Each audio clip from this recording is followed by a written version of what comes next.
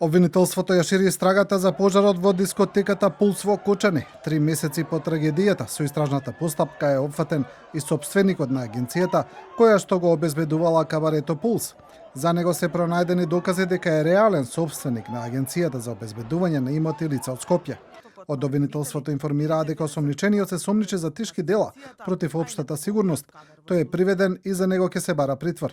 Врз основа на судска наредба извршен е претрез на 2 локации во Скопје и во Пробиштип, како и неговиот автомобил, при што било одземена обемна документација поврзана со Агенцијата за обезбедување и електронски уреди. Како што објавуваат повеќе медиуми, се работи за Александар Нацев, член на ВМРО-ДПМН, кој е идентификуван како таен сопственик на Агенцијата за обезбедување Рубикон. МВР во координација со јавен обвинител по наредба на судија на претходна постапка изврши претреси во 2 локации во Скопје и Пробиштип во врска со Агенција за обезбедување, при што лишено од слобода е лицето Ана.